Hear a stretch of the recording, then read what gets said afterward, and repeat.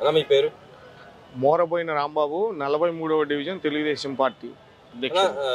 ఏదైతే రాష్ట్రంలో P4 అనే కాన్సెప్ట్, కొత్త కాన్సెప్ట్ తీసుకొచ్చింది గవర్నమెంట్, అది ఎలా ఉందన్న, దానివల్ల ఉపయోగాలు ఏమున్నాయని మీరు అనుకుంటున్నారు? P4 అనే కాన్సెప్ట్కి ముందుగా ప్రత్యేకంగా ముఖ్యమంత్రి నారా చంద్రబాబు నాయుడు గారికి మనం ధన్యవాదాలు తెలుసుకోవాలి. మరి వారు పెట్టే పథకాలన్నిటి కూడా సొసైటీకి సంబంధించి ఉంటాయి. పబ్లిక్ కానీ, ఒక మధ్యతరగతి కుటుంబానికి కానీ అన్నీ ఇవి ఉపయోగకరంగా అభివృద్ధి చెందాలనే తపనతో నడుస్తున్న నాయకుడు చంద్రబాబు నాయుడు గారు, ముఖ్యమంత్రి వర్యులు అని చెప్పుకోవాలి. అలాగే P4 అనే విధానంలో ఒక ఇసులుబాటుతనం, ఉదాహరణకి ఇప్పుడు వాళ్ళ రిలేషన్స్లో కానీ, వాళ్ళ ఫ్యామిలీస్లో కానీ ఒక ఇన్వెస్ట్మెంట్ చేసే విధానంలో సహకరించకపోవచ్చు. కానీ ఈ P4 అనే విధానంలో ప్రతి ఒక్కరికి కూడా, మధ్యతరగతి కానీ, ఒక బడుగు బలహీన వర్గాలకు కూడా, వాళ్ళు కూడా అభివృద్ధి చెందాలి, వాళ్ళు వ్యాపారాల్లో ఉండాలి, వాళ్ళు వృద్ధి చెందాలి, డెవలప్మెంట్ అనేది వాళ్ళలో నుంచి కూడా తీసుకురావాలనే సంకల్పం అనేది చాలా గొప్పదని మనం చెప్పుకోవచ్చు. అలాగే చంద్రబాబు నాయుడు గారి ఆలోచనలో ఒక అభివృద్ధి చెందాలనే పథకంలో ఇదొకటని కూడా భావించుకోవచ్చు. ఇది చాలా సహాయ సహకారంగా ఉంది. అంతేకాకుండా ప్రతి యువతకు కూడా ఇది చాలా చేయూతనిస్తుంది. ఈరోజు నిరుద్యోగం అనేది చాలా ఎప్పుడు ఎదుర్కొంటున్న సమస్య. దీనికి మాత్రం ఈ పథకం అనేది చాలా సపోర్ట్గాను, ఇది ముందు మనుగడకి ఉపయోగకరంగా ఉంటుందని మనం చెప్పుకోవచ్చు. అంటే వైసీపీ నాయకులు అంటారు, కొంతమంది నాయకులు అంటారు P4 తీసుకొచ్చి సంక్షేమ పథకాలన్నీ అటకెక్కిస్తాడు, ఈ సంక్షేమ పథకాలు ఇవ్వకుండా ఉండడానికి ఇలాంటి పథకాలు తీసుకొస్తా ఉంటాడు ఈయన అని చెప్పి అంటారు. నిజంగానే ఆ సంక్షేమ పథకాలు ఇవ్వకుండా ఉండడానికి ఇలాంటి పథకం తీసుకొచ్చారంటారు? వాళ్ళు అలా చెప్తా ఉంటారండి, ఏమీ ఉపయోగం లేదు. ఎందుకంటే ఈ టైప్ ఆఫ్ ఒక విధానాన్ని సొసైటీ అభివృద్ధి చెందాలని ఆలోచన ఒక తెలుగుదేశం పార్టీలోనే ఉందని మనం చెప్పుకోవచ్చు. ఆయన ఎప్పుడన్నా కూడా సొసైటీలో కానీ, నిరుద్యోగంపై కానీ చెప్పిన మాటలే కానీ ఎక్కడ చూసిచ్చిన ప్రభుత్వం గత వైసీపీ ప్రభుత్వంలో ఎక్కడా మనం చూడలేదు. అభివృద్ధి అనేది లేదు. ఇది ఒక P4 విధానం అనేది కొత్తగా తేవాలనే ఆలోచన కానీ, అలాంటి సంకల్పాలు ఆయన దృష్టిలోకి రావు. చేసే వాళ్ళ మీద ఇలాగ అంటాం, చెందడం అనేది చూడొచ్చు. ఇప్పుడు మనం గమనించారో లేదో, ఈ నిరుద్యోగ విషయంలో ఏనాడైనా కానీ జగన్మోహన్ రెడ్డి గారి ప్రభుత్వం ఇలాంటి విధానం అనేది తీసుకొచ్చే ఆలోచనలు కూడా అమలు చేయడం అనేది తర్వాత చూద్దాం. ఆలోచన అనేది కూడా ఈ కొంతమందికి జాబులు, నిరుద్యోగానికి జాబులు వస్తాయని చెప్పుకుంటూ పోయారు, దిగిపోయేంత వరకు చెప్పుకుంటూ పోయారు, కానీ ఎక్కడ భర్తీ చేసిన విధానం అయితే లేదని చెప్పుకోవచ్చు. గవర్నమెంట్ వచ్చిన తర్వాత ఎవరైతే ఉన్నారో వాలంటీర్ వ్యవస్థ కానీ మిగతా ఏదైతే ఉద్యోగాలను రాకుండా చేస్తుంది ఈ గవర్నమెంట్, అందరూ ఓడబీకి పంపిస్తున్నారనే విధంగా ప్రవర్తిస్తుందని చెప్పి అంటున్నాను. నిజంగానే ఆ పరిస్థితిలో ఉందా? అవన్నీ ఉపయోగం లేని మాటలు సార్. మేము ఒక ఉదాహరణ చెప్పాలంటే, ఇక్కడ విజయవాడ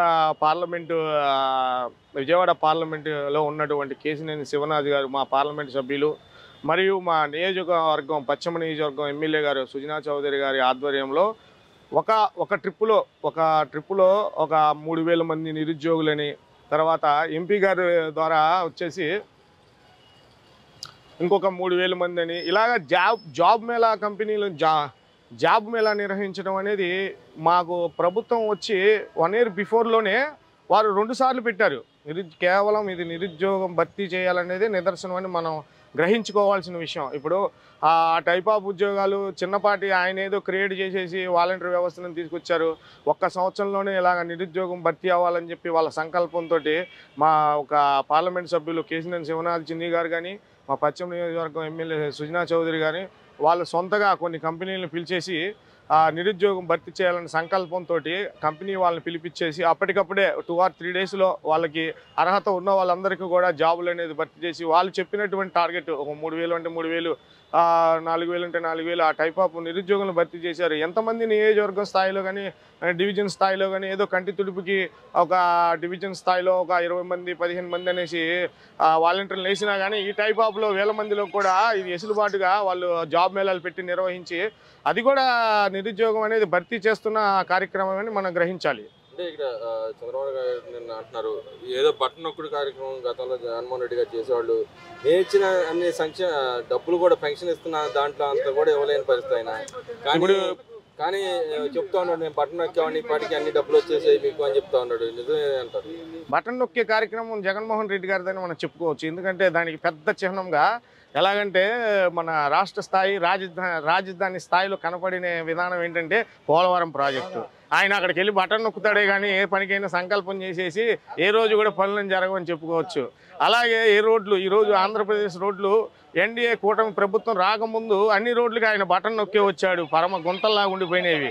ఎక్కడా కూడా గుంతలు పడలేదు. అన్నీ కూడా వచ్చిన తక్కువ కాల వ్యవధిలో చంద్రబాబు నాయుడు గారి ప్రభుత్వం ప్రతి నియోజకవర్గంలో, పల్లెటూరులో కానీ, పట్టణాల్లో కానీ, ఏ రోడ్లు కానీ మొట్టమొదటిగా సంకల్పం ఇచ్చి తీర్చిదిద్దినటువంటి ప్రభుత్వం చంద్రబాబు నాయుడు గారి ప్రభుత్వం, తెలుగుదేశం పార్టీ ప్రభుత్వం విత్ ఎన్డీఏ ప్రభుత్వం అని మనం చెప్పుకోవచ్చు ఈరోజు. అదేవిధంగా రాష్ట్రంలో ఏదైతే అభివృద్ధితో పాటు సంక్షేమాలు రెండు ఇస్తా ఉన్నారు, అప్పులు చేసి రాష్ట్రాన్ని తీసుకొస్తా ఉన్నారు. ఇంకా ఈ అప్పులు చేసే కాడికి అబద్ధాలు చెప్పి రావడానికి మేమే ఇచ్చేవాళ్ళంగా అంటున్నాడు కదా. మరి ఏంటి అభివృద్ధి? ఆయన అభివృద్ధి చేసినది పేద వర్గంలో ఉన్నటువంటి మన ఆంధ్రప్రదేశ్ రైతు వర్గంలో అభివృద్ధి విషయం అనేది చూస్తే ప్రతి ఒక్క రైతుకు కూడా సబ్సిడీ విధానంతో వ్యవసాయ పనిముట్లు అనేది అందించడం ఎప్పుడూ జరుగుతుంది ఆంధ్ర రాష్ట్రంలో.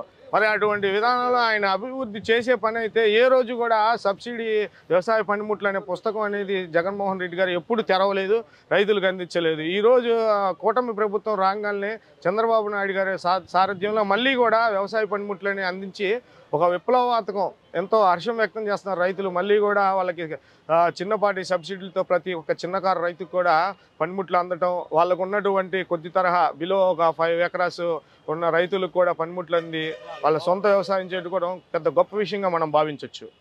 అదేవిధంగా చూసుకుంటే ఇంకో విషయానికి వస్తే నిన్న అంబటరామ్మ గారు మాట్లాడుతూ ఉన్నారు, ఈ రాష్ట్రంలో ఏదైతే ఉందో ఈ గవర్నమెంట్ వచ్చిన తర్వాత మా నాయకుల మీద, కార్యకర్తల మీద దాడులు చేస్తున్నారు, అక్రమ కేసులు పెడుతున్నారు. అదేవిధంగా కొంతమంది నాయకులు, జైలుకి వెళ్ళిన నాయకులు కూడా మీద ట్రోల్స్ చేస్తూ ఉన్నారు. ఒకళ్ళు రంగు వేసుకుపోతే దాని గురించి ట్రోల్ చేస్తుంది, ఈ సునకానందం పొందుతారు. ఇంకో ఆయన హాస్పిటల్లో బాగోపోతే ఆయన ఇక్కడ నుంచి బాంబే తీసుకుపోయి అక్కడ హాస్పిటల్లో ఉంటే ఆయన కూడా అంబటి రాంబాబు గారు నుంచి చెప్పాలి. ఆయన సంబరాల రాంబాబు గారు, ఆయన ఏం తెలుసండి? ఆయన డ్యాన్స్ వేయటం సంబరాలు చేయడమే కానీ ఆయన దాడులు చేసే విధానం గురించి ఆయన ప్రత్యేకంగా మాట్లాడుతున్నారు. ఈరోజు ఆంధ్రప్రదేశ్ మహిళలు అంటే ఒక గుర్తింపు ఉంది, తెలుగు మహిళలకంటూ సొసైటీలో ఒక గుర్తింపు ఉంది. గౌరవించడం అనేది మన పసుపు రంగుతో కూడిన విధానం. అలాగే వాళ్ళు గతంలో మహిళలపై దూషించే విధానం వాళ్ళు పాల్పడటం అనేది ఒక దుశ్చర్యంగా భావించవచ్చు. క్రమశిక్షా విధానం లోపించి వాళ్ళు చేసిన ప్రయత్నాలకి ఈరోజు ఉన్న చట్ట విధానాల ప్రకారం వాళ్ళని తీసుకెళ్తున్నారు కానీ పోలీస్ స్టేషన్కి ఇవి ఎటువంటి కూడా కక్ష సాధింపులు కాదని మనం గ్రహించాలి. ఏదేమైనా సొసైటీలో మహిళల్ని గౌరవించే విధానం అయితే పూర్తిగా ఫెయిల్ అయ్యారని ప్రభుత్వం అయితే వైసీపీ అని చెప్పుకోవాలి. అవన్నీ కూడా మనం మీడియా ద్వారా కానీ ఈరోజు టీవీ ఛానల్స్లో వాళ్ళు ఏ విధంగా మాట్లాడారు, ఏ విధంగా మహిళలను దూషించారనేది కూడా ప్రజలు చూశారు. దానికి తగిన గుణపాఠం చెప్పాలని ప్రజలు ఆశించారు. ఇక్కడ వంశీ గారి గురించి వ్యంగ్యంగా మాట్లాడుతున్నారంటే నిజంగానే వ్యంగ్యంగా ఆయన గురించి మాట్లాడుకోవాలంటారు.